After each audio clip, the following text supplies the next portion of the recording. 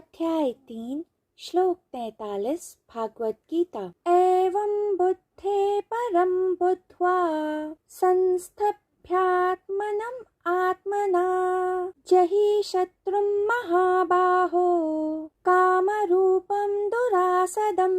अनुवाद।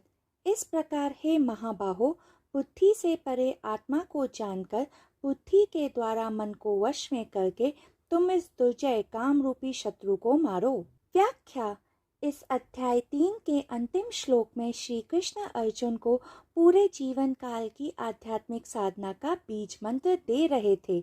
मैं शिथिल शरीर नहीं, मैं इंद्रिय भी नहीं, मैं मन भी नहीं, मैं बुद्धि भी नहीं, मैं जीव आत्मा हूँ, परमात्मा का सूक्ष्म अंश। इसलिए तुम अपनी जीव आत्मा में शरण ले लो तथा काम नामक महाशत्रु पर विजय प्राप्त करो।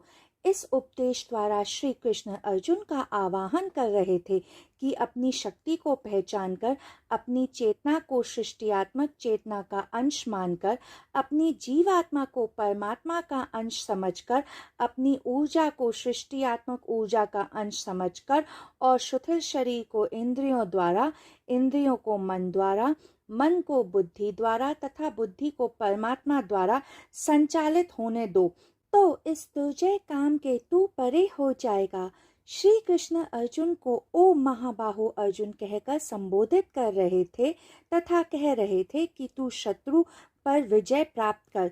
वे कह रहे थे कि हर आध्यात्मिक साधक को अर्जुन की तरह होना चाहिए, एक ऐसा महानायक जिसे परास्त नहीं किया जा सकता है, जो सर्वोच्च प्राप्ति के लिए अपने जीवन का बलिदान देने को सज्ज है तथा उनका नीति वाक्य विजय होना चाहिए।